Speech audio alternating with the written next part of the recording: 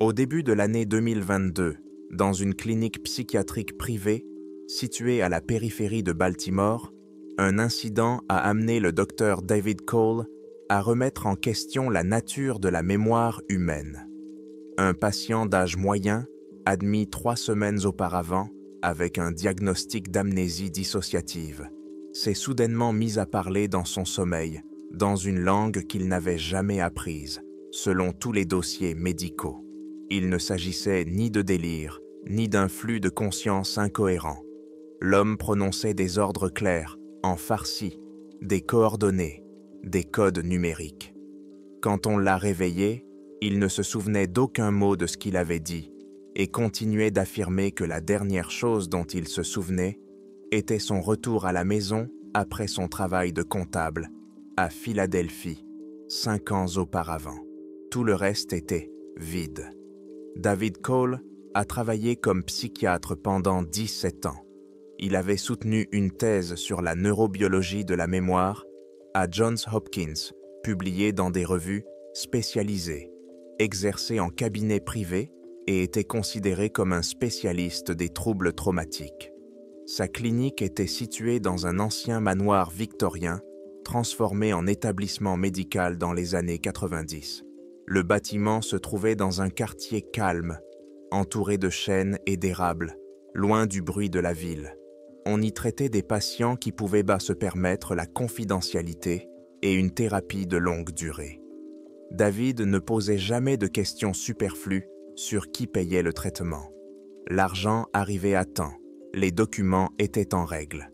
Ce patient était enregistré dans les documents sous le nom de Robert, sans nom de famille, ce qui était en soi inhabituel, mais l'administratrice l'expliquait par les particularités de l'assurance. Robert avait été admis à la clinique sur recommandation d'une certaine organisation publique, dont le nom n'apparaissait dans les documents que sous l'abréviation DHSP. David a essayé de trouver la signification de cette abréviation, mais elle ne figurait dans aucune base de données ni dans aucun annuaire des agences fédérales. Lorsqu'il a appelé le numéro de contact indiqué dans la recommandation, une voix féminine polie lui a répondu et lui a dit que toutes les questions concernant le patient devaient être adressées au responsable du projet, qui contacterait le médecin dans les plus brefs délais. Le responsable est arrivé 2 jours après l'incident avec le farci. C'était une femme d'environ 45 ans, vêtue d'un tailleur gris austère, avec des cheveux courts et foncés, et un regard attentif qui semblait à la fois inquisiteur et absolument impénétrable.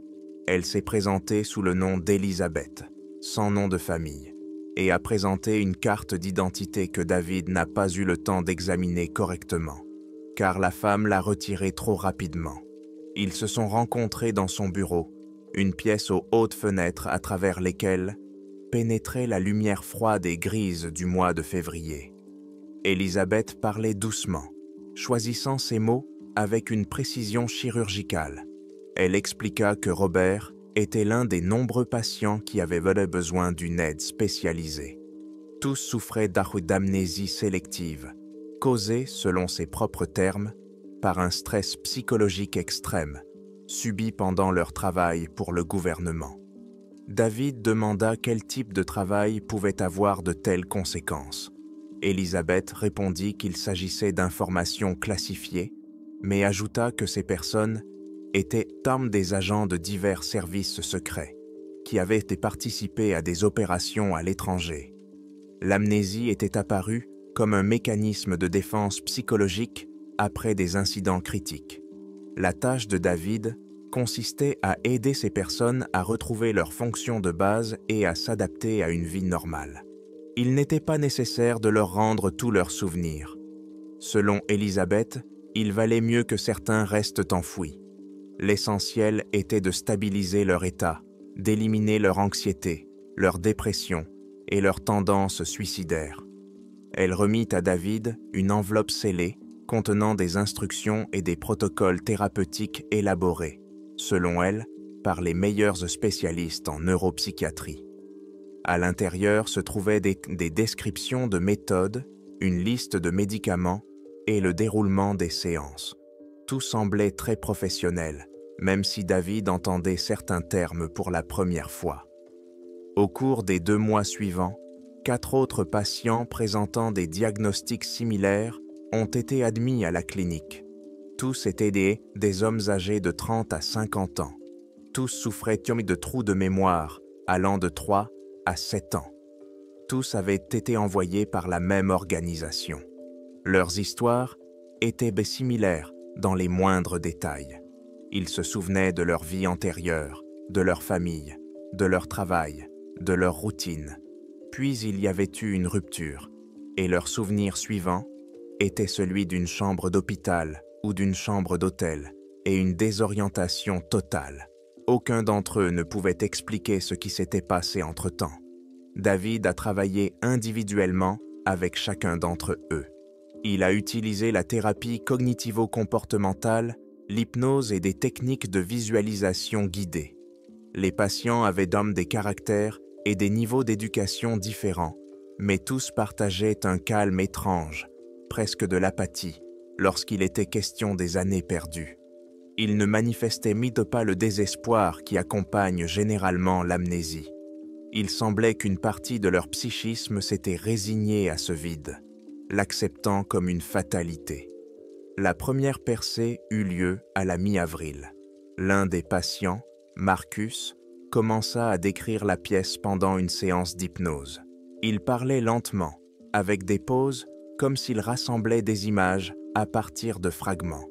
Un couloir au mur en béton peint, en vert pâle, des lampes fluorescentes au plafond, émettant un bourdonnement grave et monotone. Une odeur de désinfectant mélangée à quelque chose de métallique. Des portes sans poignée qui ne s'ouvraient qu'avec une carte magnétique. Marcus décrivait cet endroit avec tant de détails qu'on aurait dit qu'il s'y trouvait à ce moment même. Il parlait d'une pièce au mur recouverte de miroirs, où on le forçait à regarder des images vacillantes sur des écrans. Des sons qui pénétraient son esprit et l'empêchaient de penser. Des voix qui répétaient les mêmes phrases encore et encore. David notait tout ce que disait Marcus. À la fin de la séance, le patient ne se souvenait plus de rien. David lui demanda si quelque chose dans sa description lui semblait familier. Marcus secoua la tête et répondit qu'il n'avait jamais entendu parler d'un tel endroit. Mais quelque chose a brillé dans ses yeux. Pas de la peur, plutôt une vague reconnaissance qui s'est immédiatement éteinte. David a décidé d'essayer la même approche avec Robert. Le résultat a été presque identique. Sous hypnose, Robert a commencé à décrire le même endroit. Des couloirs en béton, des murs verts, des portes sans poignée. Mais il ajouta de nouveaux détails. Un ascenseur qui descendait très longtemps, plusieurs minutes, peut-être 5 ou plus. Une sensation de profondeur, une pression dans les oreilles, comme lors d'une plongée sous-marine. Et le froid, un froid constant et pénétrant. Impossible à combattre même avec un sweatshirt et une veste. La coïncidence était trop précise pour être une coïncidence. David a commencé à travailler systématiquement avec tous les patients en utilisant l'hypnose et l'association dirigée. Et à chaque fois, il obtenait des descriptions similaires. Tous se souvenaient de cet endroit souterrain. Tous parlaient de couloirs, de salles, de procédures. L'un des patients, Thomas, s'est souvenu du numéro sur la porte, 417. Un autre, James, a décrit un son. Un cliquetis répétitif, comme un métronome, mais plus lent, toutes les 2 ou 3 secondes. David a dressé un tableau des coïncidences. La géographie des descriptions indiquait une grande structure souterraine à plusieurs niveaux. Tous les patients ont mentionné un ascenseur, une longue descente, un sentiment d'isolement du monde extérieur. Certains ont parlé d'autres personnes, des hommes et des femmes vêtus de la même tenue grise, sans aucun signe distinctif, de médecins en blouse blanche qui leur faisaient passer des tests physiques, psychologiques et cognitifs. Ils ont parlé de médicaments administrés par injection ou sous forme de comprimés. Après avoir pris ces médicaments, leur mémoire devenait floue, le temps s'écoulait de manière étrange. Une heure pouvait sembler durer une minute, une journée, une semaine. David a essayé de trouver une explication rationnelle. Peut-être s'agissait-il d'une hallucination collective, induite par la thérapie, ou de faux souvenirs, construits par le cerveau pour combler les lacunes. Mais les détails étaient donc trop précis, trop cohérents. Il vérifia si les patients pouvaient communiquer entre eux et échanger des histoires. Non, leur régime thérapeutique était strictement individuel. Les rencontres étaient exclues par le protocole. À la fin du mois de mai, un événement a définitivement convaincu David que ses patients décrivaient un lieu réel. Au cours d'une séance, Marcus a soudainement prononcé le mot « white ». David lui a demandé ce que ce mot signifiait. Marcus, toujours en transe, a répondu « C'est comme ça qu'on l'appelait. White, le chef, celui qui prenait les décisions. » David a demandé qui était White. Marcus s'est tu pendant quelques secondes, puis a repris la parole, mais sa voix avait changé. Elle était devenue monotone, presque mécanique. Le projet White, sous la Maison Blanche. Nous sommes tous passés par White. Après cela, Marcus sortit prématurément de sa transe, ouvrit les yeux et regarda David avec une expression que l'on ne pouvait qualifier que d'horreur. Il saisit le médecin par la main et murmura « Ne creusez pas, ils le découvriront. Ils le découvrent toujours. » Le soir même, David était assis dans son bureau et essayait de donner un sens à ce qu'il venait d'entendre. Sous la Maison Blanche, le projet White. Cela ressemblait à une théorie du complot, au délire d'un paranoïaque. Mais 5 personnes, indépendamment les unes des autres, décrivaient le même endroit. 5 personnes souffrant d'amnésie documentée, envoyées en traitement par une organisation gouvernementale qui n'existe dans aucun registre officiel. David ouvrit son ordinateur portable et commença à faire des recherches. Il cherchait des informations sur les constructions souterraines sous Washington. Il s'avéra qu'il existait effectivement un réseau ramifié de tunnels sous la capitale, dont certains avaient été construits pendant la Seconde Guerre mondiale, d'autres pendant la guerre froide. Officiellement, ils étaient utilisés pour les communications, le transport et comme abri anti-bombes. Mais le plan exact de ces tunnels n'a jamais été publié. Il y avait des rumeurs sur des niveaux secrets, sur des salles auxquelles seules les personnes ayant le niveau d'accès le plus élevé avaient accès. Il a trouvé des références au projet MK-Ultra, un programme de contrôle mental de la CIA qui a officiellement fonctionné de 1953 à 1973. Ce programme comprenait des expériences avec le LSD, l'hypnose, la privation sensorielle et les électrochocs. L'objectif était de créer des techniques pour extraire des informations, effacer la mémoire et implanter de faux souvenirs. Le programme a été fermé après un scandale et la plupart des documents ont été détruits. Officiellement, il n'a jamais été relancé. Mais que se passerait-il si la version officielle était un mensonge? Et si le programme continuait d'exister sous un autre nom, sous d'autres formes? Au cours des 50 dernières années, les technologies ont fait d'énormes progrès. Neuropharmacologie, stimulation magnétique transcrânienne, optogénétique.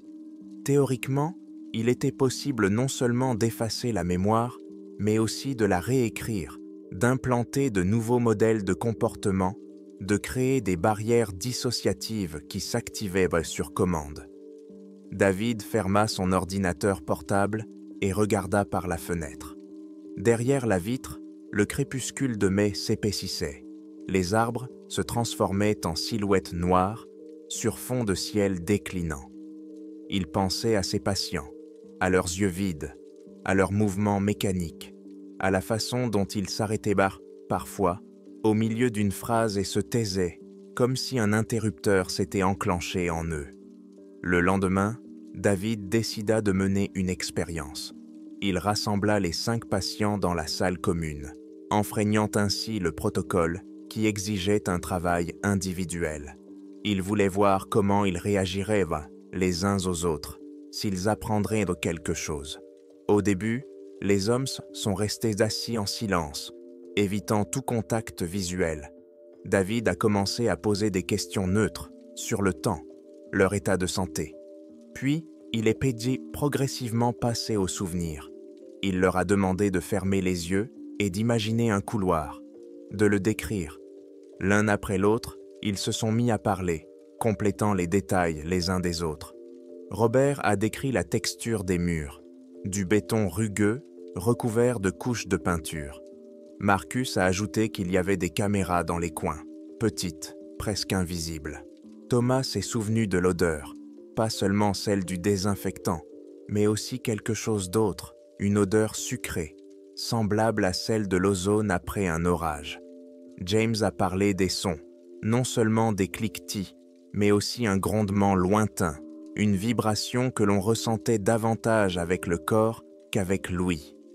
Puis quelque chose d'étrange s'est produit. Le 5e patient, Kevin, qui jusqu'alors n'avait pratiquement pas participé à la thérapie et était resté renfermé, s'est soudainement levé et s'est approché du mur. Il posa sa main dessus et commença à dessiner dans l'air avec son doigt, comme s'il traçait un schéma. David s'approcha. Kevin dessinait un plan. Les couloirs, les chambres, l'ascenseur. Il le faisait rapidement, avec assurance, comme quelqu'un qui connaît chaque centimètre de cet endroit. Les autres patients observaient en silence, et leurs yeux reflétaient de la reconnaissance. Lorsque Kevin eut terminé, il se tourna vers David et dit « Niveau -9, secteur C, salle 417.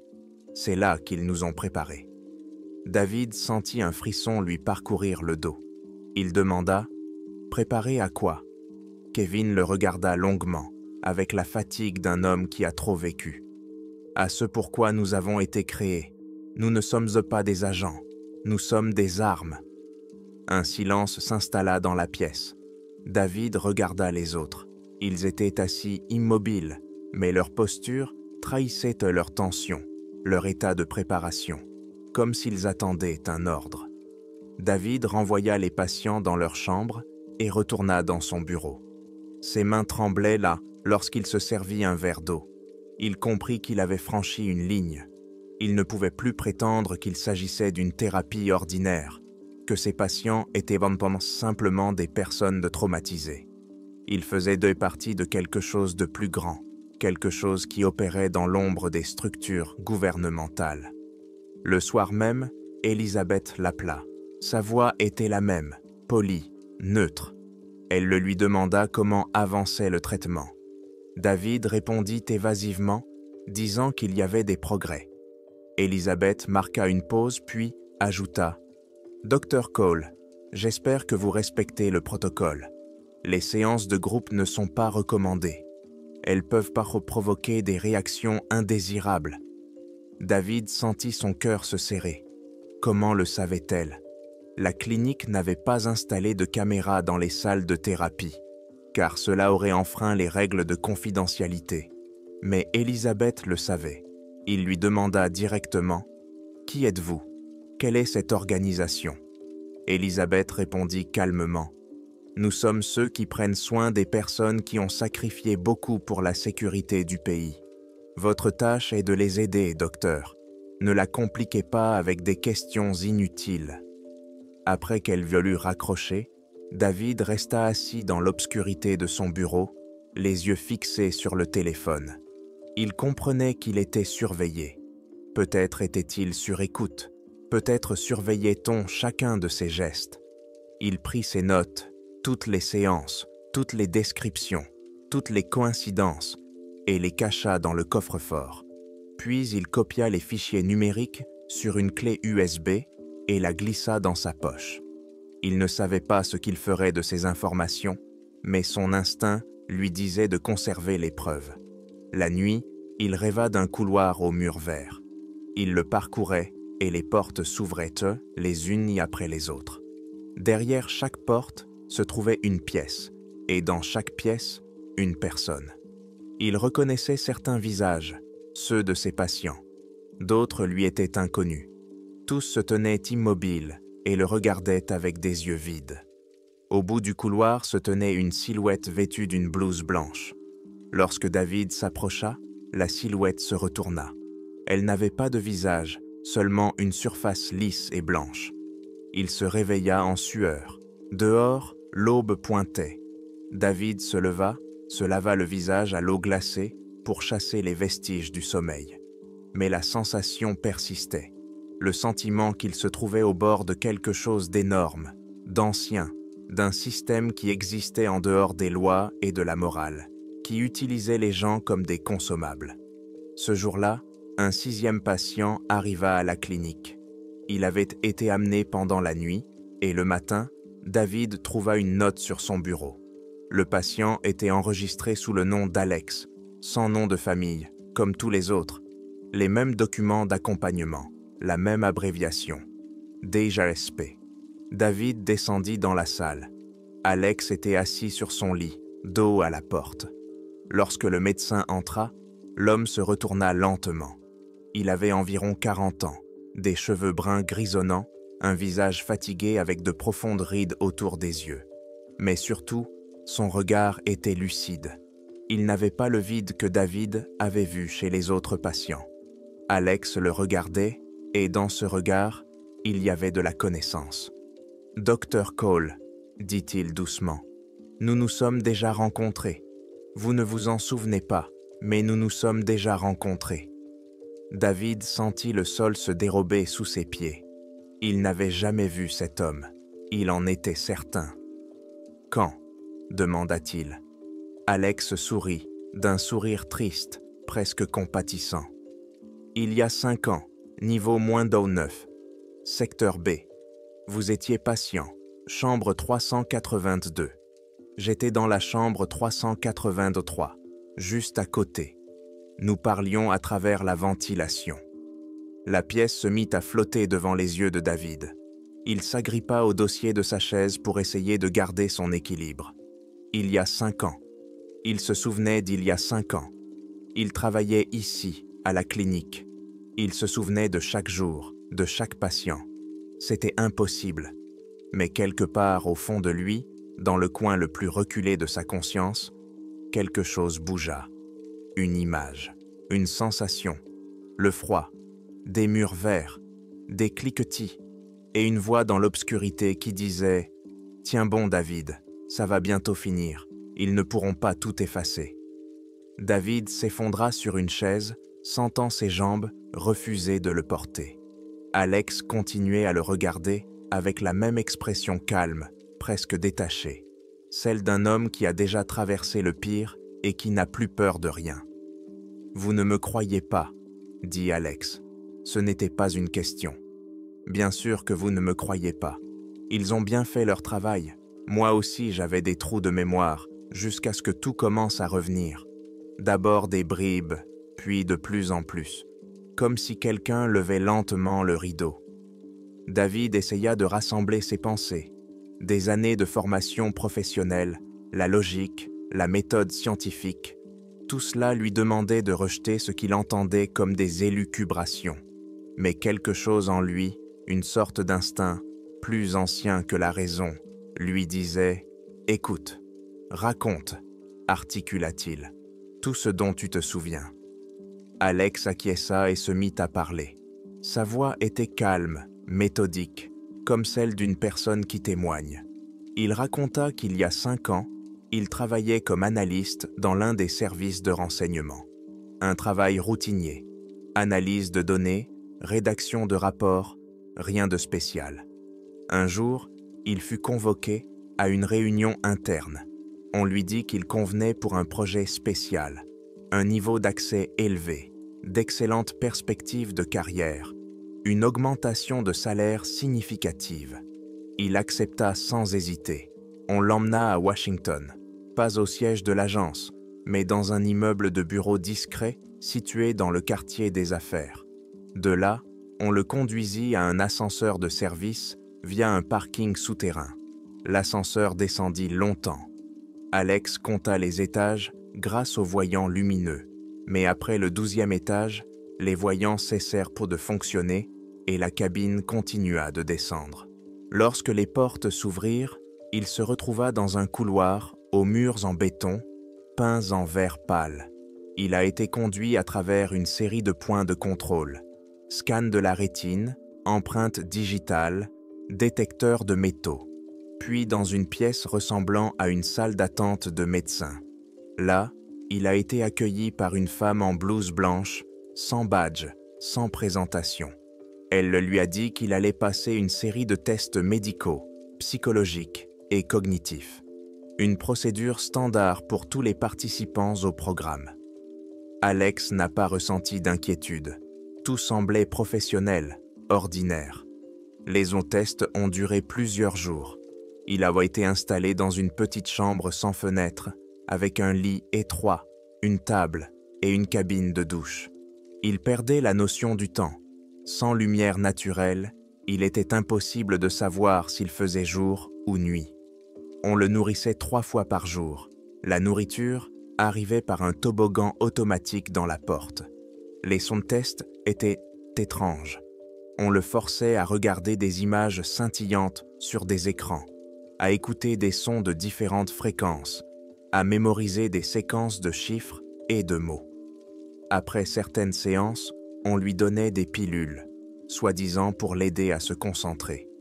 Après avoir pris ces pilules, ses pensées devenaient lentes, le temps s'étirait ou se compressait. Au bout d'une semaine ou d'un mois, il ne savait plus trop. Il fut transféré dans une autre section. Il y avait là d'autres personnes, des hommes et des femmes, tous à peu près du même âge que lui. Ils ne se parlaient sans les pas. Chacun était plongé dans son propre monde, dans ses propres tâches. Alex a commencé à comprendre qu'il ne s'agissait pas d'une formation d'agents ordinaires. On leur apprenait à désactiver leurs émotions, à agir sans réfléchir, à accomplir des tâches qu'ils oublieraient immédiatement après les avoir accomplies. On lui montrait des photos de personnes, des visages, des noms, des biographies, puis on les obligeait à les oublier. On vérifiait qu'ils ne pouvaient vraiment pas s'en souvenir. Ensuite, on leur montrait à nouveau les mêmes de visages, mais avec d'autres noms, d'autres histoires, et il croyait à la nouvelle version. Sa mémoire était devenue malléable, contrôlable. Il pouvait se souvenir de ce qu'on lui disait de se souvenir et oublier ce qu'il devait oublier. Une nuit, il pensait que c'était la nuit, bien que la pièce soit toujours éclairée par la même lumière artificielle. Il entendit une voix provenant de la grille d'aération au-dessus de son lit. Un murmure doux et prudent. « Tu m'entends » Alex se figea. Il répondit dans un murmure. « Oui. » La voix dit « Ne les crois pas, ils nous effacent, nous devons nous souvenir. Répète après moi. Chaque nuit, je m'appelle Alex, j'étais analyste, je suis venu ici de mon plein gré. C'est réel, répète. » Alex commença à répéter, chaque nuit, pour lui-même, comme une prière. « Je m'appelle Alex, j'étais analyste, je suis venu ici de mon plein gré. C'est réel. » Ces mots étaient l'encre qui le maintenait dans la réalité, alors que tout autour de lui tentait de dissoudre sa personnalité. La voix provenant de la ventilation continua à lui parler. Il lui disait qu'il était psychiatre, qu'il avait été recruté sous prétexte de travailler sur un projet secret de réhabilitation d'agents traumatisés. Mais quand il était arrivé ici et avait vu ce qui se passait réellement, il avait essayé de refuser. On lui avait répondu que c'était impossible, il en savait trop. On l'avait intégré au programme. Maintenant, il était un cobaye comme tous les autres. « Je m'appelle David, » dit la voix. « Je suis psychiatre. Je travaillais à Baltimore. Si tu t'en sors, si tu te souviens, viens me trouver. Dis-moi qui je suis, parce que j'ai peur de l'oublier bientôt. » David écoutait l'histoire d'Alex et sentait les murs de sa réalité habituelle se fissurer et s'effondrer. Il regardait ses mains, des mains normales, les lignes familières de ses paumes, la cicatrice sur son poignet, souvenir d'une brûlure causée par une théière chaude dans son enfance. Tout cela était réel. Sa vie était réelle. 17 ans de travail, des patients, des publications, des conférences, tout cela existait. Il pouvait retracer chaque jour, chaque événement. Mais quelque part, à la périphérie de sa conscience, dans un endroit qu'il avait peur de regarder, le doute s'insinuait. Y avait-il eu des trous? Y avait-il eu des moments où le temps s'était écoulé de manière étrange? Il se souvint d'une période 5 ans auparavant, l'automne 2017. Que faisait-il à cette époque? Il travaillait à la clinique, s'occupait de patients, écrivait un article pour un magazine. L'article, comment s'appelait-il? De quoi parlait-il? Il ne s'en souvenait pas. Étrange. D'habitude, il se souvenait de toutes ses publications. Il essaya de reconstituer la chronologie de cette année-là. Septembre. Conférence à Philadelphie. Il avait fait une présentation. Octobre. Que s'était-il passé en octobre? Le vide. Novembre. Thanksgiving avec sa sœur et sa famille. Et entre octobre et novembre, le brouillard, comme si quelqu'un avait soigneusement découpé un morceau de temps. David se leva et s'approcha de la fenêtre de la chambre. Derrière la vitre, il y avait la cour intérieure de la clinique, des parterres peu de fleurs avec les premières fleurs de l'été, une allée de gravier. Tout semblait si paisible, si normal. Mais la normalité est aussi une construction. La mémoire est aussi une construction. Et si cette construction est artificielle? Comment t'en es-tu souvenu? Demanda-t-il sans se retourner. S'ils ont effacé ta mémoire, comment est-elle revenue? Des déclencheurs, répondit Alex. Ils ont utilisé certains stimuli pour activer les souvenirs nécessaires ou les bloquer. Mais le système n'est pas parfait. Parfois, les déclencheurs fonctionnent par hasard, une odeur, un son, un mot. Il y a 3 mois, je passais devant un immeuble sur Pennsylvania Avenue. J'ai entendu un bruit, un clic métallique, comme celui d'un loquet de porte, et tout m'était revenu. Pas tout de suite, progressivement. D'abord les images, puis les sensations, puis les souvenirs cohérents. David se tourna vers lui. « Pourquoi es-tu ici? Pourquoi t'ont-ils amené dans ma clinique ?» Alex sourit. « Parce que tu fais partie du système. Tu ne le sais pas, mais tu en as toujours fait partie. Cette clinique, ces patients, ce n'est pas un hasard. C'est un environnement contrôlé. Tu penses nous soigner, mais en réalité, tu collectes des données. Tes rapports, tes notes de séance, tout cela leur est transmis.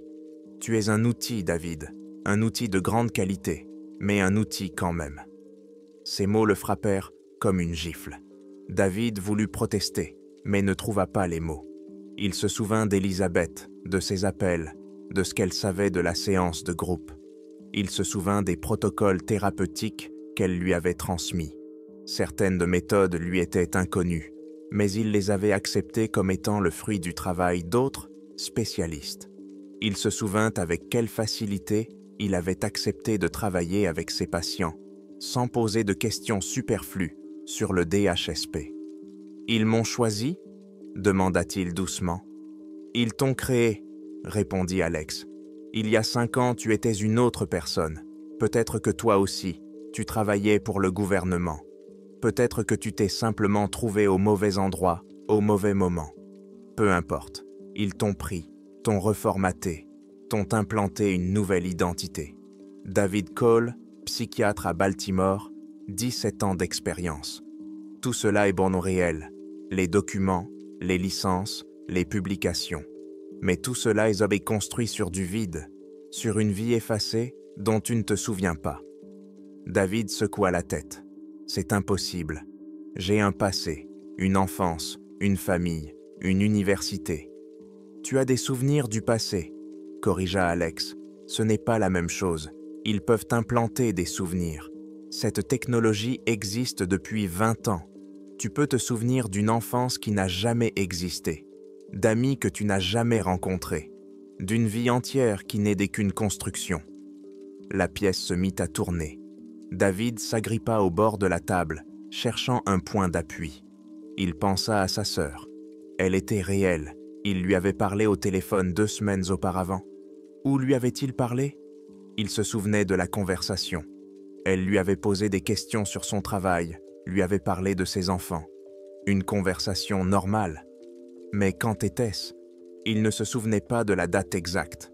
Ils ne se souvenaient pas exactement de quoi ils avaient ouï parler, seulement de l'impression générale de la conversation.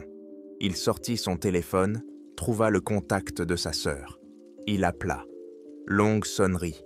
Répondeur. Il réessaya. Encore le répondeur. Étrange avant, elle répondait toujours. « Ne fais pas ça », dit Alex. « Ils contrôlent tes communications. Si tu commences à vérifier, ils le sauront. Et alors, il faudra tout recommencer. Ils te reprendront, t'effaceront à nouveau et créeront une nouvelle version. » David raccrocha le téléphone. Ses mains tremblaient. Il se sentait comme un homme au bord du précipice qui venait de réaliser qu'il n'y avait pas de terre sous ses pieds et qu'il ne se maintenait en équilibre que par la force de l'habitude. « Que dois-je faire » demanda-t-il. « Souviens-toi, » répondit Alex. « Trouve les déclencheurs. Fais revenir la mémoire. Je peux t'aider. Je me souviens de cet endroit. Je me souviens des détails. Je peux décrire ta chambre, tes séances. Peut-être que cela déclenchera le processus. » David acquiesça, ne sachant pas s'il croyait tout cela ou s'il s'accrochait simplement à n'importe quelle version de la réalité, car l'ancienne s'était effondrée. Ils discutèrent encore pendant 1 heure. Alex décrivit l'installation souterraine avec des détails qui correspondaient au récit des autres patients, mais il ajouta de nouveaux éléments. Il parla du secteur B, où l'on travaillait avec des personnes qui avaient accès à des informations secrètes, des scientifiques, des médecins, des analystes. Ils n'étaient pas formés comme des agents opérationnels.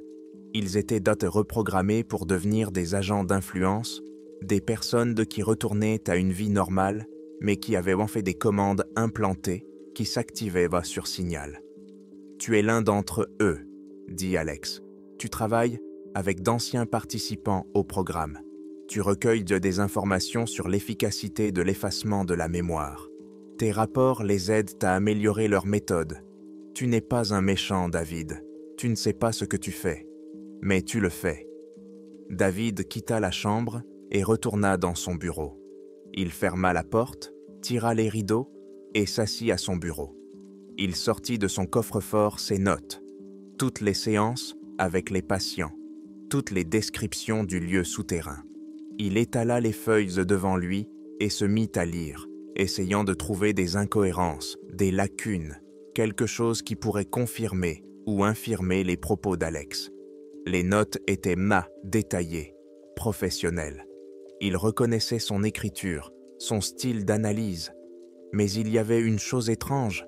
Certaines phrases, certaines formulations semblaient mécaniques, comme si elles avaient été écrites à partir d'un modèle. Il n'y avait jamais prêté attention auparavant, mais maintenant qu'il y regardait de plus près, cela sautait aux yeux. Il alluma son ordinateur et vérifia ses archives de publication. Tous les articles étaient là. Les dates, les noms des revues, les co-auteurs. Il commença à lire l'un d'entre eux, écrit 6 ans auparavant. L'article traitait de la mémoire traumatique et des méthodes pour la restaurer. C'était un travail professionnel, bien structuré, avec des références à des recherches. Mais lorsqu'il arriva au milieu, il se rendit compte qu'il ne se souvenait pas comment il l'avait écrit. Il ne se souvenait pas du processus, comment il avait rassemblé les informations, formulé son hypothèse, mené son analyse. Sa mémoire ne lui fournissait que le fait que l'article existait, mais pas l'expérience de sa création. Cela aurait pu être un simple oubli. 6 ans avaient passé, de nombreux détails s'étaient effacés. Mais autre chose le troublait, l'absence de lien émotionnel avec son travail. Habituellement, lorsqu'une personne relit un ancien texte, elle se souvient du contexte, de l'ambiance, des pensées de l'époque. David n'avait rien de tout cela, seulement la froide reconnaissance de son style. Il vérifia son agenda des 5 dernières années. Conférences, réunions, séances avec des patients. Tout était soigneusement noté, mais certaines périodes étaient vides. 1 semaine ici, 2 semaines là. Il a essayé de se rappeler ce qu'il faisait à cette époque. Des vacances, une maladie. Rien de précis ne lui venait à l'esprit. David a appelé un ami de l'université avec lequel il avait étudié. Ils ne se voyaient pas souvent, mais restaient en contact. Le professeur Johnson a répondu après la 3e sonnerie. « David, ravi de t'entendre. Comment vas-tu » Ils échangèrent quelques politesses, puis David demanda prudemment. « Tu te souviens de notre dernière rencontre ? Nous avions discuté de tes recherches sur la neuroplasticité. » Pause. « David, cela fait environ 3 ans que nous ne nous sommes pas vus. Nous avons échangé quelques emails, mais nous ne nous sommes pas vus. » David sentit son cœur se serrer. Il se souvenait très bien de cette rencontre. Le café au coin du campus universitaire, la conversation sur les dernières découvertes en neurosciences, la tasse de cappuccino qu'il avait commandée. Il se souvenait des détails, la fissure sur la soucoupe, le bruit des étudiants à la table voisine, mais Johnson affirme qu'il n'y a pas eu de rencontre. « Oui, bien sûr, » dit David d'une voix calme. « Je me suis trompé. Nous avons échangé des emails. » Il raccrocha et resta assis, immobile, le regard perdu dans le vide. Un faux souvenir, détaillé, vif, convaincant, implanté. Le soir, il retourna voir Alex. « Parle-moi de ma chambre, de l'endroit où j'étais. » Alex acquiesça et commença à décrire. La chambre 382. Étroite, 4 mètres sur 3. Un lit contre le mur du fond, une table sous une lampe à lumière du jour, une cabine de douche dans un coin. Les murs étayés de la même couleur vert pâle que les couloirs. Au plafond, une grille d'aération laissait passer le bourdonnement de la ventilation. Le bruit était constant, monotone, un bourdonnement qui pénétrait jusqu'aux os. « Il y avait une rayure au-dessus de ton lit, » continua Alex. « 3 lignes parallèles, comme faites par des ongles. Tu la regardais tous les soirs avant de t'endormir. Je le sais parce que tu me l'as dit à travers la ventilation.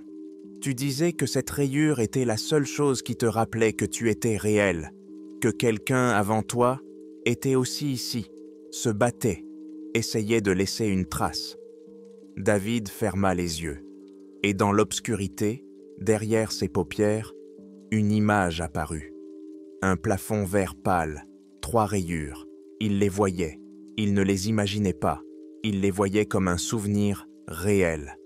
Allongé sur un lit étroit, il regardait ces lignes et se demandait « Qui était-tu ? Qui a laissé ces marques ? T'en es-tu sorti ? T'en souviens-tu » L'image était si vive, si tangible, que David en eut le souffle coupé. « Continue, » murmura-t-il. Chaque matin, l'infirmière venait avec un plateau. Le petit déjeuner, flocons d'avoine, toast, jus d'orange. Le jus était toujours trop sucré, artificiel. Il contenait des médicaments qui supprimaient la mémoire. Tu essayais de ne pas le boire, mais on t'y forçait. On te surveillait jusqu'à ce que tu les avalais. Ensuite, on t'emmenait dans la salle de thérapie, la salle 426. Il y avait un écran, des écouteurs, un fauteuil avec des sangles. On ne t'attachait pas, mais tu savais que tu devais rester immobile. L'écran montrait des images, des visages, des lieux, des scènes de la vie, de ta vie. Puis les mêmes images, mais modifiées. D'autres détails, d'autres contextes. Votre cerveau apprenait à accepter la nouvelle version comme vraie. David écoutait, et chaque mot le frappait comme un marteau sur une enclume, réveillant quelque chose de profondément enfoui. Il voyait la salle 426. Il voyait l'écran qui clignotait dans la pénombre. Il sentait l'odeur d'ozone provenant des appareils électroniques. Il entendait la voix dans ses écouteurs, une voix masculine, calme, monotone, qui répétait sans cesse la même chose. « Vous êtes en sécurité. Vous vous souvenez? Vous êtes le docteur Cole. Vous travaillez à Baltimore. Votre vie est réelle. » « Combien de temps cela a-t-il duré ?» demanda David. Sa voix tremblait. « Je ne sais pas exactement. Dans cet endroit, le temps n'existait pas. Des semaines, des mois. Mais à un moment donné, ils ont décidé que tu étais prêt. Ils t'ont fait sortir, t'ont donné de nouveaux papiers, une nouvelle histoire. Ils t'ont renvoyé dans le monde avec une mission dont tu ne connaissais rien. La mission était profondément ancrée en toi, activée par des déclencheurs. Tu reçois des patients du DHSP. C'est un déclencheur. Tu suis le protocole thérapeutique. C'est la mission. Tu envoies des rapports. C'est la fin du cycle. David ouvrit les yeux. Comment as-tu appris tout ça? Parce que j'ai travaillé avec eux, répondit Alex. Avant de devenir patient, je faisais partie de l'équipe. Analyste, tu te souviens? Je traitais les données du projet. J'ai vu les fichiers, les rapports, les schémas. Puis j'ai posé des questions supplémentaires. Je voulais savoir si ce que nous faisions était légal. Avions-nous le droit d'effacer les gens et de les transformer en outils? La réponse a été ma propre chambre, au niveau -9. Il fit une pause puis ajouta « Mais j'ai été prudent. J'ai fait des copies des fichiers. J'ai caché des informations à différents endroits. Quand ma mémoire a commencé à revenir, je me suis souvenu où chercher. J'ai retrouvé une partie des données. Il y avait des listes, des centaines de noms. Des personnes qui étaient passées par le programme. Des agents, des scientifiques, des médecins, des journalistes, des politiciens. Tous ont reçu une nouvelle identité. Tous accomplissent des tâches sans le savoir. Tu es l'un d'entre eux, David, mais tu n'es pas le seul. David se leva et fit les 100 pas dans la chambre. Ses pensées se bousculaient dans son esprit, essayant de trouver une issue, de s'accrocher à quelque chose de stable. Mais chaque point d'appui s'effondrait. Si tout ce qu'Alex disait était vrai, alors sa vie n'était qu'une illusion. Sa personnalité n'était qu'une construction. Son travail consistait à servir un système qui détruisait des vies. « Où sont ces données ?» demanda-t-il. « Les copies des fichiers. Dans un endroit sûr, un entrepôt à l'extérieur de la ville. Je peux te donner l'adresse, mais si tu y vas, il n'y aura pas de retour en arrière. Tu découvriras la vérité, et la vérité détruira ta vie. Tu ne pourras plus faire semblant. Ils sentiront que quelque chose ne va pas. Et alors ?» Alex fit un geste de la main, comme s'il effaçait quelque chose du tableau. David s'arrêta devant la fenêtre et regarda le ciel. Le soir était tombé. Les étoiles apparaissaient sur le fond sombre. Il pensa à ses patients, Robert, Marcus, Thomas, Kevin, James. Tous étaient des victimes. Ils essayaient tous de se souvenir. Et il aidait le système à les maintenir dans l'oubli en recueillant des données sur l'efficacité de l'effacement de la mémoire. « Donne-moi l'adresse, » dit-il. Alex nota les coordonnées sur un bout de papier. C'est un entrepôt dans une zone industrielle, à 40 minutes d'ici. Le code d'accès est 6329. À l'intérieur, c'est le box numéro 17. Il y a une clé USB avec des fichiers. Mais David, réfléchis-y à 2 fois. Peut-être vaut-il mieux ne pas savoir. Peut-être vaut-il mieux vivre dans l'illusion que de réaliser que tu n'es qu'une marionnette. David prit le bout de papier. Je suis médecin. Mon travail consiste à aider les gens. Si je fais le contraire, je dois arrêter. Cette nuit-là, il ne dormit presque pas. Il resta allongé dans l'obscurité de son appartement. Un appartement ordinaire avec des meubles ordinaires, des livres sur les étagères, des photos sur les murs. Les photos montraient sa vie, son enfance, l'université, ses amis. Il se leva et s'approcha d'elle. Il les examina attentivement, une par une. Il cherchait des incohérences, des signes de falsification. Mais les photos semblaient authentiques. La qualité du film, le vieillissement du papier, tout était comme il fallait. Mais les souvenirs associés à ces photos étaient étrangement plats, comme des images d'un film qu'il avait vu plusieurs fois, mais qu'il n'avait pas vécu lui-même. Le lien émotionnel était faible, abstrait. Il essaya de se souvenir de son premier amour. Le nom lui revint immédiatement. Sarah. Ils s'étaient donc rencontrés à l'université. Mais que ressentait-il pour elle? À quoi ressemblait-elle? Quelle était sa voix? Les détails s'estompaient, comme une aquarelle sous la pluie. Le matin, David a appelé la clinique et a dit qu'il était malade. Il a pris un jour de congé. Il est monté dans sa voiture et s'est rendu à l'adresse donnée par Alex. La route traversait la banlieue, puis une zone industrielle, des bâtiments gris, des ateliers abandonnés, des parkings vides. L'entrepôt se trouvait au bout d'une impasse.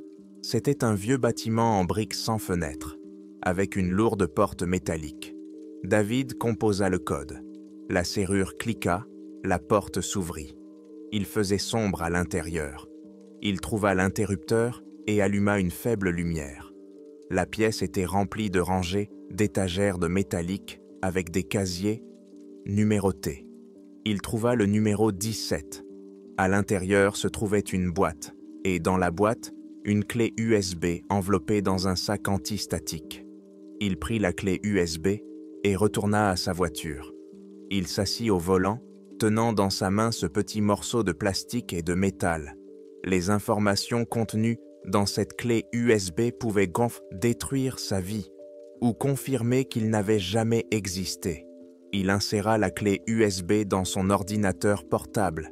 Il y avait une vingtaine de fichiers, des documents, des tableaux, des enregistrements numérisés. David ouvrit le premier fichier. C'était un tableau avec des noms, des dates, des codes de secteur. Il parcourut la liste du regard. Et se figea, son nom était là. Cole, David T. Date d'entrée, 18 octobre 2017. Date de sortie, 26 novembre 2017. Secteur B, chambre 382. Statut, agent d'influence. Catégorie médicale. Mission, surveillance des participants au programme dans des conditions cliniques. David regardait l'écran, et la réalité s'effondrait définitivement. Il était un numéro sur une liste, un objet dans une expérience, un instrument entre les mains de gens qui jouaient à être des dieux. Il ouvrit le fichier suivant.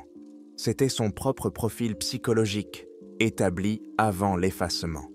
La description de la personne qu'il était 5 ans auparavant.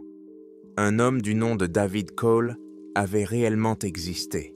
Psychiatre à Baltimore, il travaillait sur une thèse consacrée à la mémoire traumatique. Mais ce David posait des questions. Ce David avait accidentellement découvert l'existence du projet par l'intermédiaire d'un de ses patients. Ce David avait tenté de publier un article sur les expériences non éthiques menées par l'État. Et ce David a été arrêté. On l'a pris, effacé, réécrit. On a créé une nouvelle version, loyale, obéissante, qui ne posait pas de questions. Et on l'a renvoyé dans le monde avec une mission intégrée. Surveiller ceux qui avaient y survécu au programme et rendre compte de leur état. David a fermé son ordinateur portable.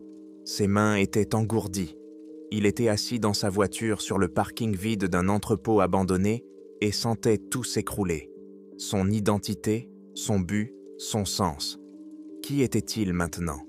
L'ancien David, dont la personnalité avait été effacée? Ou le nouveau David, une construction faite de souvenirs implantés? Ou personne, juste une coquille vide, exécutant un programme?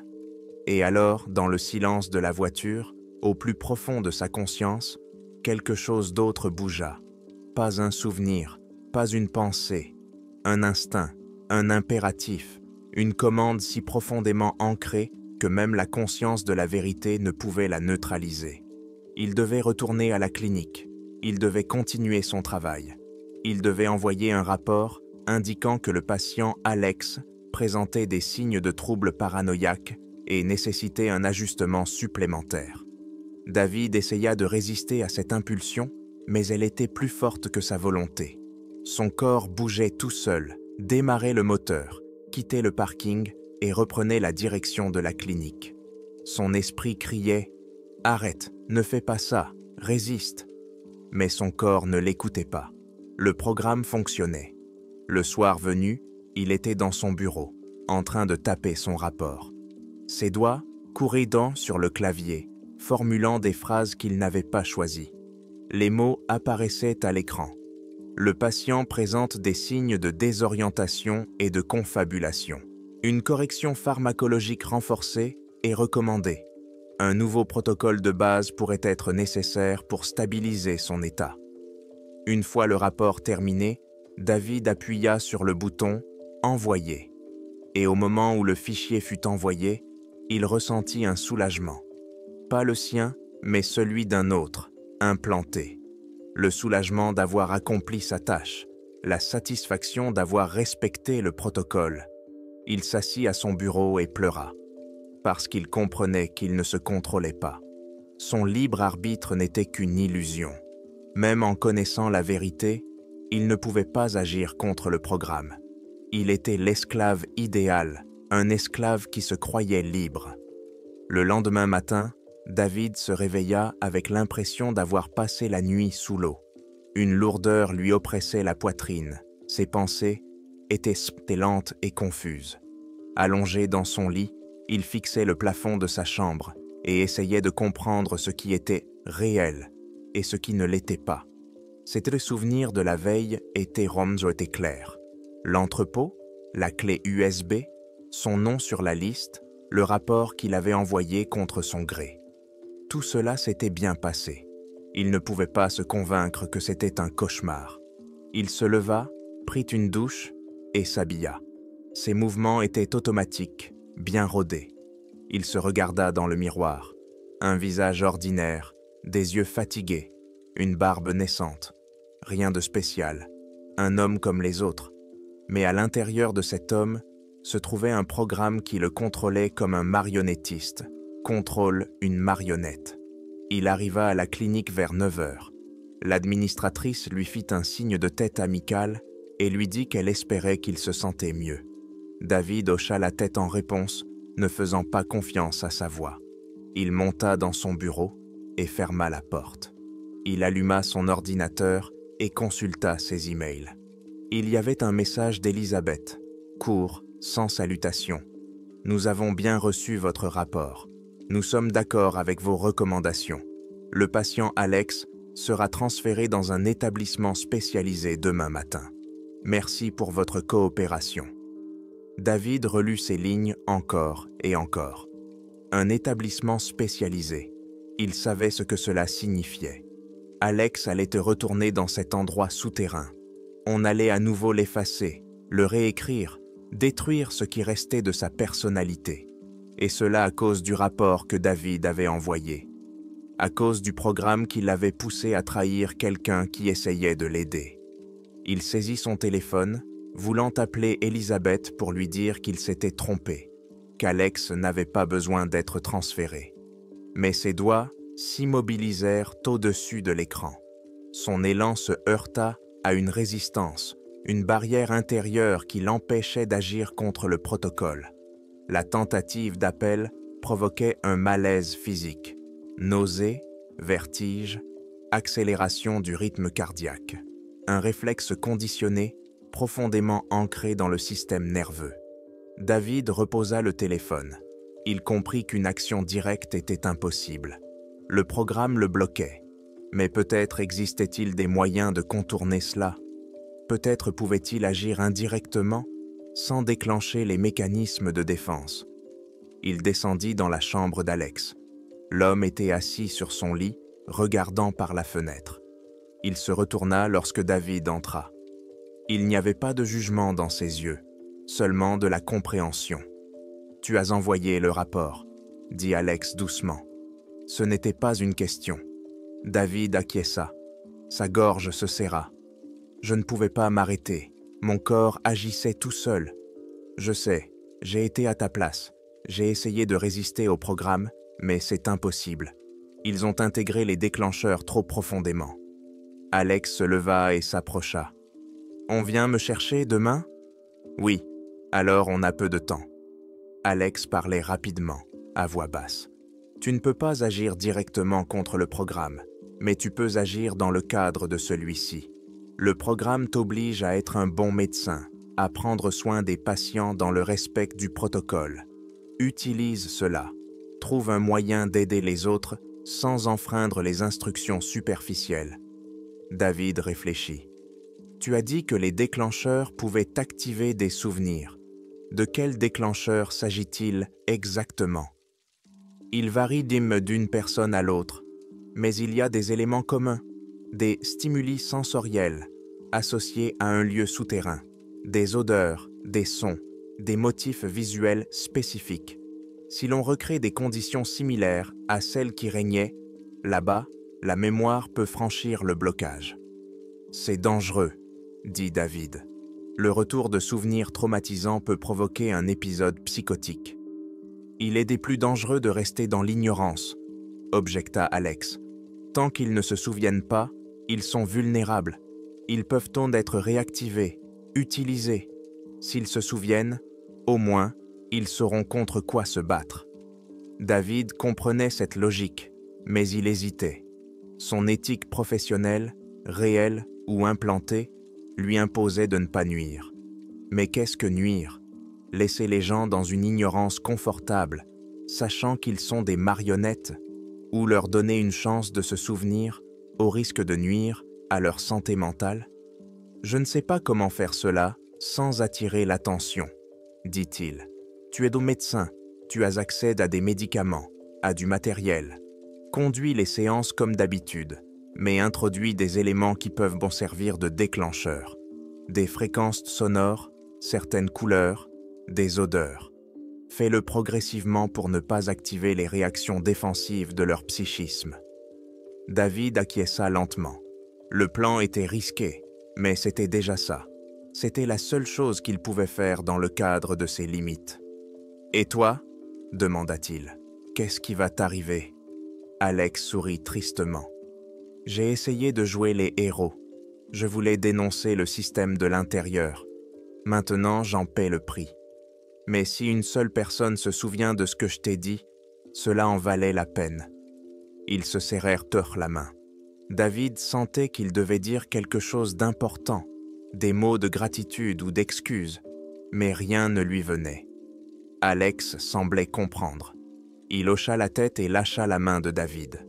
Le soir, David resta tard à la clinique. Il étudia la littérature sur la neuropsychologie de la mémoire, chercha des informations sur les déclencheurs sensoriels, sur les méthodes de restauration des souvenirs refoulés. Les recherches officielles disaient une chose, mais entre les lignes, il lisait autre chose. Des allusions à des développements militaires, à des expériences qui n'avaient jamais été publiées dans des revues ouvertes. Il trouva des mentions de rythmes binauricaux, d'une certaine fréquence qui pouvait influencer l'état de conscience, réduire les barrières entre le conscient et l'inconscient. De motifs visuels spécifiques, des clignotements lumineux à une certaine vitesse utilisés dans des expériences d'hypnose. Il a également découvert des odeurs associées à la mémoire émotionnelle, l'ozone, les désinfectants, le métal. Il a élaboré un plan. Chacun des 4 patients restants recevrait une série de séances au cours desquelles David introduirait progressivement ces éléments. Il expliquerait cela comme une nouvelle technique thérapeutique développée pour traiter l'amnésie. Formellement, cela ne violait pas le protocole. Il continuait à traiter les patients, mais utilisait simplement d'autres moyens. Le lendemain matin, 2 hommes en costume sombre sont venus chercher Alex. Sans un mot, sans papier. Alex est sorti seul, calmement, sans résistance. Avant de monter dans la voiture, il se retourna et regarda David, qui se tenait à l'entrée de la clinique. Son regard disait « Souviens-toi, n'abandonne pas ». La voiture partit. David la regarda jusqu'à ce qu'elle disparaisse au détour d'un virage. Puis, il retourna dans le bâtiment et se mit au travail. Robert fut le premier. David l'invita à entrer dans la salle de thérapie qu'il avait spécialement préparée. Lumière tamisée, générateur de bruit blanc que David avait réglé sur une fréquence proche de celle produite par la ventilation industrielle. Sur la table se trouvait une tasse d'eau chaude dans laquelle il avait ajouté une goutte de solvant technique. L'odeur était faible, à peine perceptible, mais présente. Robert s'assit dans un fauteuil et regarda autour de lui. « Quelque chose a changé ici. »« Une nouvelle technique, » répondit David. « La stimulation multisensorielle. Cela aide à se détendre et à accéder au niveau profond de la mémoire. » Il guida Robert à travers des exercices de relaxation, puis activa un enregistrement audio. Des rythmes binauricaux, dissimulés sous une musique apaisante. Robert ferma les yeux, sa respiration s'approfondit. David parlait doucement, attirant son attention sur les sensations corporelles, les sons, les odeurs. « Que ressentez-vous » demanda-t-il. « Du froid » répondit lentement Robert. « Je ressens du froid, comme si j'étais quelque part en profondeur, une pression, un poids au-dessus de ma tête. » Continuez, ne analysez pas, décrivez simplement. Des murs, verts, une odeur, quelque chose de chimique, et un bourdonnement constant. Il est dans mes os, je ne l'entends pas avec mes oreilles, je le sens avec mon corps. Robert parlait et sa voix changeait. Elle devenait plus émotionnelle, moins contrôlée. David voyait ses muscles faciaux se contracter. Ses yeux bougeaient rapidement sous ses paupières fermées. Le souvenir refaisait surface. « Où êtes-vous » demanda David avec précaution. « Je ne sais pas. Un couloir. Je marche dans un couloir. On me conduit. 2 personnes en blanc. Je veux demander où nous allons, mais je ne peux pas parler. Ma langue ne m'obéit pas. Ils m'ont donné quelque chose, un médicament. Mes muscles ne fonctionnent plus. Nous nous arrêtons devant une porte. Le numéro 417. La porte s'ouvre. À l'intérieur, il y a une pièce avec des miroirs. Non, pas des miroirs. C'est du verre. Derrière le verre, des gens observent. Je vois leur silhouette. Robert commença à respirer plus rapidement. Ses mains se crispèrent, en poing. David comprit qu'il fallait s'arrêter. La charge émotionnelle devenait trop forte. « Robert, vous êtes en sécurité maintenant. Vous êtes à la clinique, à Baltimore. Je compte de 5 à 1 et vous reviendrez dans le présent. 5, 4, 3, 2, 1. » Robert ouvrit les yeux. Son visage était pâle, son front couvert de sueur. Il regardait David avec les yeux grands ouverts. Qu'est-ce que c'était? J'étais là-bas. Je m'en souviens. Mon Dieu, je m'en souviens. C'est un souvenir, dit David doucement. Un souvenir réel de ce qui vous est arrivé pendant ces années perdues. Robert se couvrit le visage de ses mains.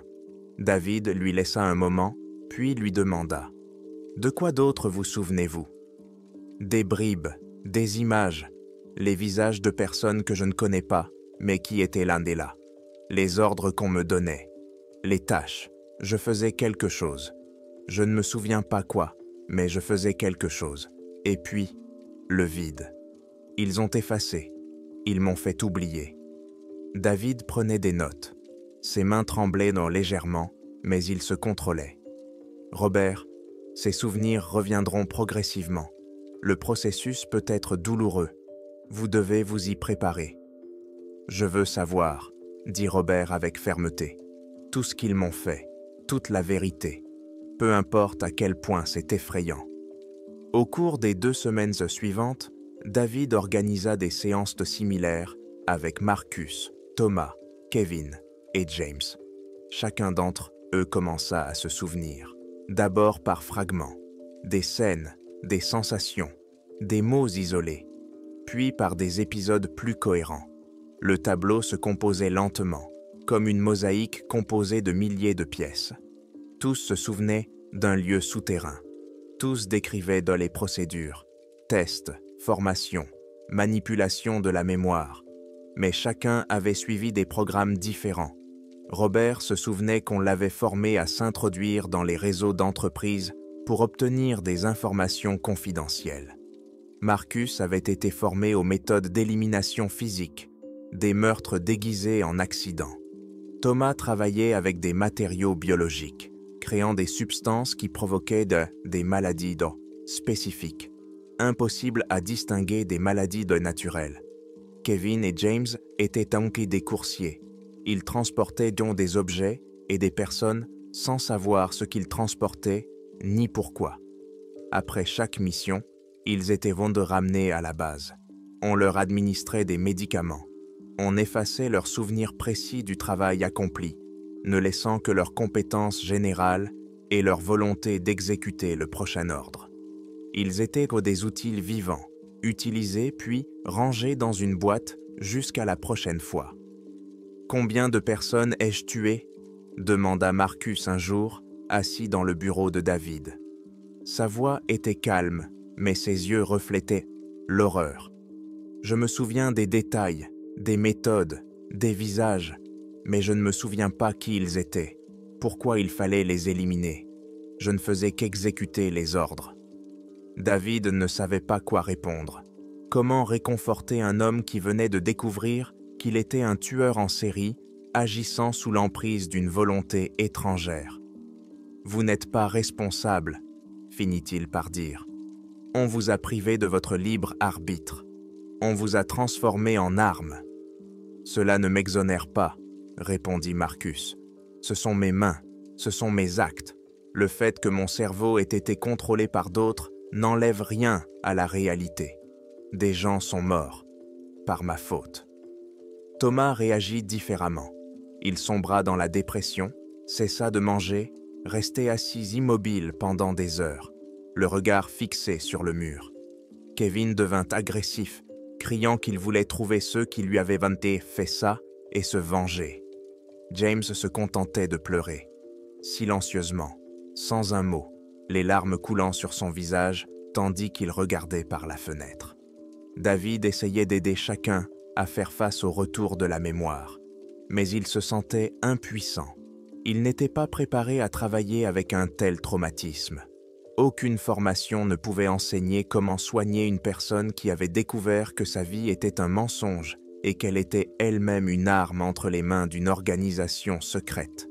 Et pourtant, il se trouvait lui-même dans la même situation. Chaque nuit, David se couchait et essayait de trouver ses propres souvenirs parmi ceux qui lui avaient été implantés. Il utilisait les mêmes techniques que celles qu'il appliquait à ses patients. Stimulation sensorielle, méditation, hypnose. Peu à peu, des images ont commencé à apparaître. Il se souvenait d'une autre vie. David Cole, qui était réel, ne travaillait pas dans une clinique privée, mais dans un institut de recherche. Il étudiait les mécanismes de la mémoire et publiait des travaux audacieux sur la possibilité de la modifier artificiellement. Cela lui valut d'attirer l'attention des mauvaises personnes. On l'invita à une consultation, lui disant que le gouvernement avait besoin de l'aide d'un spécialiste. Il accepta, pensant qu'il aiderait des vétérans souffrant de stress post-traumatique. Au lieu de cela, on l'emmena dans un complexe souterrain et on lui montra ce qu'on y faisait. Il fut horrifié. Il tenta de s'enfuir, menaçant de tout révéler au public. En réponse, on fit de lui un patient. On effaça tout, son travail, ses recherches, même son intention de se battre. Ils ont créé une nouvelle personnalité, obéissante, loyale, utile au système. Et ils l'ont envoyé accomplir une mission dont il ignorait tout.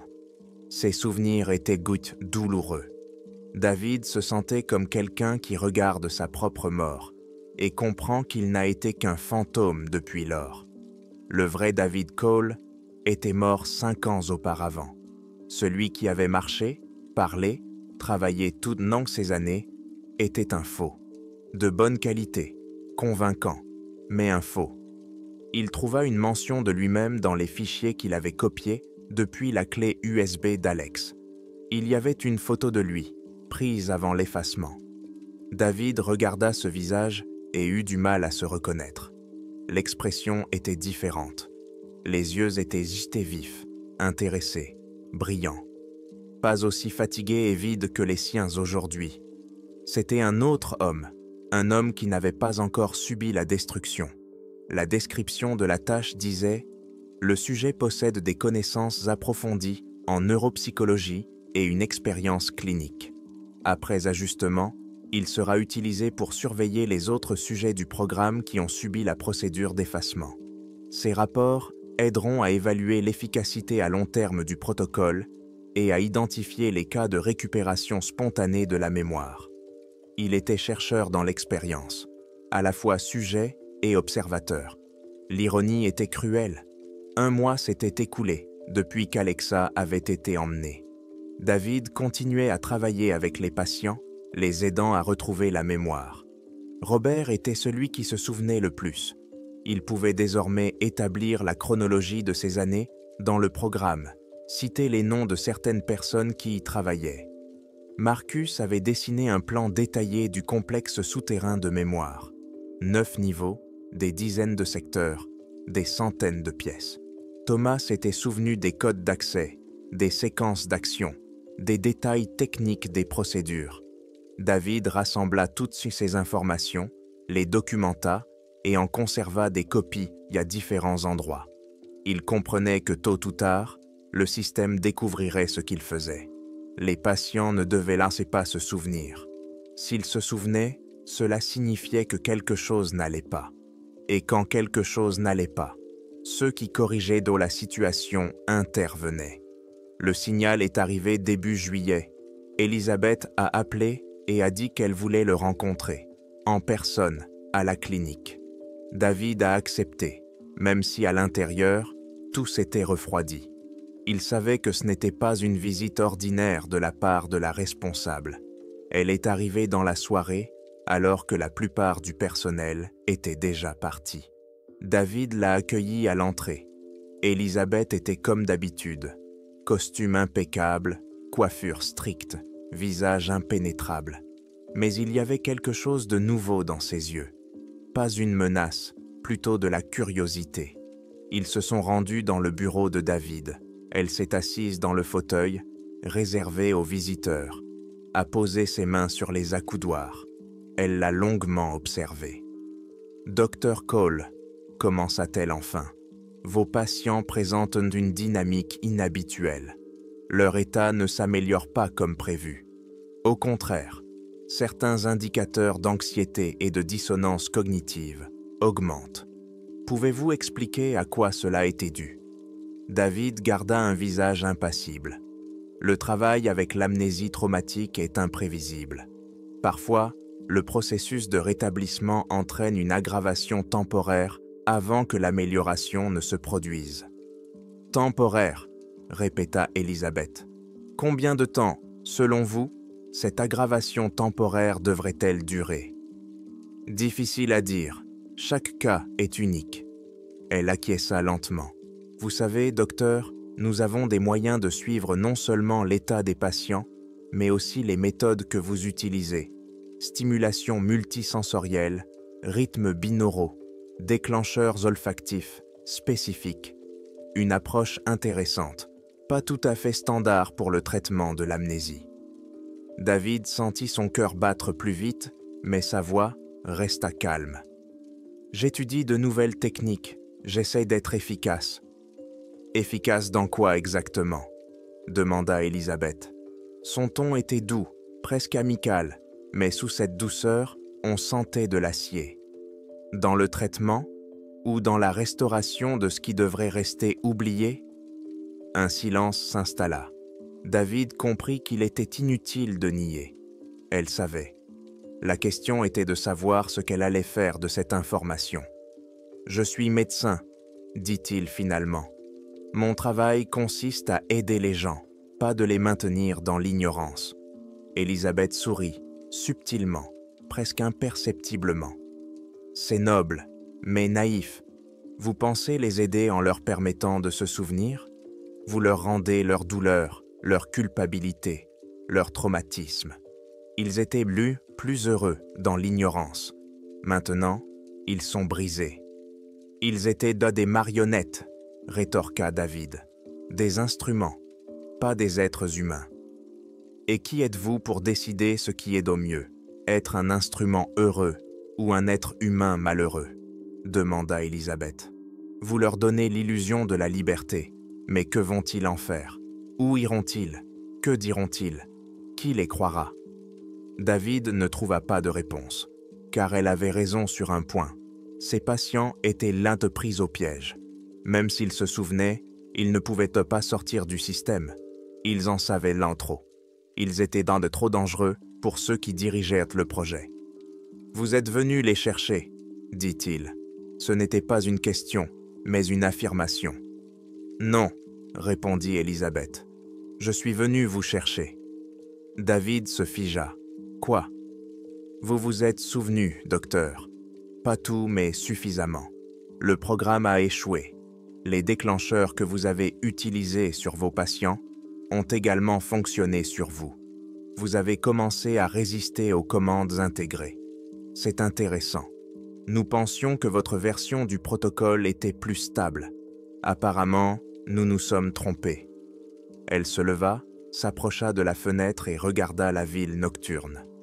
Vous savez, le projet MK Ultra n'a jamais cessé.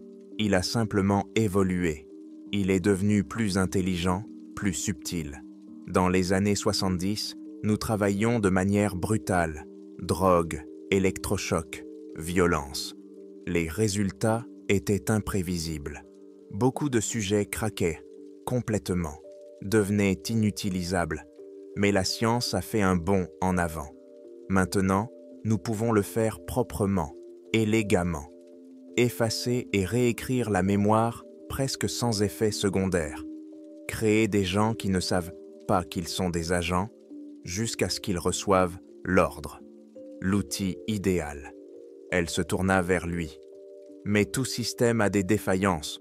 Le cerveau humain est plus complexe que nous le pensions. La mémoire n'est pas seulement stockée dans les connexions neuronales, mais aussi dans le corps, dans l'inconscient, dans des endroits où nous n'avons pas encore appris à accéder. Parfois, elle revient, comme chez vous, comme chez vos patients. « Pourquoi me dites-vous cela ?» demanda David. « Parce que vous ne pouvez rien y faire de toute façon, » répondit simplement Elisabeth. « À qui allez-vous le dire? Qui vous croira? Vous n'avez aucune preuve qui résisterait à un examen minutieux. Les fichiers qu'Alex vous a donnés peuvent facilement être discrédités comme étant des faux. Les témoignages de vos patients sont les paroles de personnes souffrant de troubles mentaux. Votre propre témoignage est l'opinion d'une personne dont la mémoire a été compromise. Vous êtes pris au piège, docteur. Un piège magnifique, bien pensé. » David sentait les murs se refermer autour de lui. Elle avait raison. Il ne pouvait rien prouver. Même s'il essayait de s'adresser aux médias ou aux forces de l'ordre, on le prendrait pour un paranoïaque ou un escroc. « Que comptez-vous faire » demanda-t-il doucement. Elisabeth retourna s'asseoir dans son fauteuil. « Vous aurez le choix. C'est un privilège rare, croyez-moi. Vous pouvez retourner à la base. Nous procéderons à un ajustement, corrigerons l'erreur et vous renverrons au travail. Cette fois, le protocole sera renforcé. Vous ne vous souviendrez plus de rien. Ou bien... » Elle fit une pause, laissant ses mots de flotter dans l'air. « Ou vous pouvez partir. Nous vous laisserons partir. Vous, vos patients. Vous êtes tous libres. Vivez comme vous le souhaitez. Souvenez-vous de ce que vous voulez. Nous ne vous toucherons pas. » David n'en croyait pas ses oreilles. « Pourquoi? Pourquoi nous laisser partir ?» Elisabeth sourit à nouveau, le même sourire froid et subtil. « Parce que vous ne représentez pas une menace. Vous pensez connaître la vérité, mais vous n'en voyez qu'une infime partie. Le projet dépasse largement le cadre de quelques personnes à Baltimore. Il est d'eau mondiale. Il compte des milliers de participants à travers le monde, à tous les niveaux de la société. Des politiciens, des hommes d'affaires, des journalistes, des scientifiques, des militaires. Tous accomplissent des tâches sans le savoir. Le système est si vaste que quelques personnes qui se souviennent du complexe souterrain n'ont aucune importance. Vous n'êtes qu'une goutte d'eau dans l'océan. » Elle se leva et ajusta sa veste. « Réfléchissez, docteur. Vous avez 2 jours. Je reviendrai ensuite pour connaître votre réponse. » Elisabeth se dirigea vers la porte, mais s'arrêta sur le seuil. « Encore une chose. Si vous choisissez la liberté, sachez que vous vivrez avec ce fardeau toute votre vie. La connaissance sans la possibilité d'agir. La mémoire sans justice. C'est plus difficile que vous ne le pensez. Parfois, l'oubli est une forme de miséricorde. » Elle partit. David resta assis dans son bureau, regardant la chaise vide. Ses paroles résonnaient dans sa tête. le choix. Mais était-ce vraiment un choix? Revenir à l'effacement ou vivre avec une connaissance insupportable? Les deux options étaient des formes d'esclavage. Il passa une nuit blanche à réfléchir. Au matin, il n'avait toujours pas pris de décision. Il descendit voir ses patients et les rassembla dans la salle commune. 5 hommes, chacun avec son histoire de douleur et de perte. Ils le regardaient, dans l'attente. « On nous a donné le choix », dit David, et il leur raconta la visite d'Élisabeth, l'ultimatum. Quand il eut fini, le silence régna. Puis, Robert prit la parole. « La liberté. Mais qu'est-ce que cela signifie pour nous? Nous ne pouvons pas retourner à notre ancienne vie. Nos familles pensent que nous sommes morts ou disparus. Nous n'avons pas de travail. Notre identité est compromise. Nous sommes des fantômes. Au moins, nous connaîtrons la vérité, dit Kevin. Cela signifie quelque chose. La connaissance sans pouvoir n'est que souffrance, objecta Thomas. Peut-être ont-ils raison. Peut-être vaut-il mieux oublier. Marcus resta silencieux pendant un long moment, puis dit « J'ai tué des gens. Si je retourne à l'effacement, je continuerai à tuer. Sans le savoir, mais en le faisant. Je ne veux pas de ça. Même si la liberté ne signifie que le droit de se souvenir de sa culpabilité. » James acquiesça. « Je suis d'accord. Même si nous ne pouvons rien changer, au moins nous ne serons pas des instruments. » Ils votèrent. Les 5 choisirent la liberté. Puis ils regardèrent Terre David. « Et vous, docteur ?» demanda Robert. David pensa au David Cole actuel, cet homme aux yeux vifs sur la photo, qui avait essayé de se battre et avait été détruit. Il pensa aux 5 années de vie non-vie qu'il avait vécues comme une marionnette. Il pensa à la possibilité de retourner à l'ignorance, au confort de la non-existence. « La liberté, » répondit-il, « quelle qu'elle soit. » Lorsqu'Élisabeth revint 2 jours plus tard, David lui fit part de sa décision. Elle l'accepta sans émotion, se contentant d'acquiescer. « Très bien, vous recevrez de nouveaux papiers, des vrais, pas des faux. Vous aurez assez d'argent pour démarrer. La suite, c'est votre problème. Mais n'oubliez pas la condition. Pas un mot sur le projet, en public. Si vous essayez d'en parler, nous le saurons. Et alors, vous n'aurez plus le choix. » 1 semaine plus tard, David et ses 5 anciens patients quittèrent Sabela Clinic. Chacun avait un passeport, un permis de conduire, un compte bancaire avec une petite somme d'argent. Leur passé était officiellement effacé. Leur avenir était incertain. Ils se sont séparés dans différentes directions. Robert est parti sur la côte ouest. Marcus est parti vers le nord, dans une petite ville près de la frontière canadienne. Thomas, Kevin et James ont également choisi des destinations différentes. Ils ont échangé leurs coordonnées, aux centaines, voire aux milliers de personnes qui vivaient en ce moment même ce qu'il avait vécu. Au système qui opérait dans l'ombre, manipulant la réalité au niveau de la conscience humaine. Élisabeth avait raison, il ne pouvait rien faire.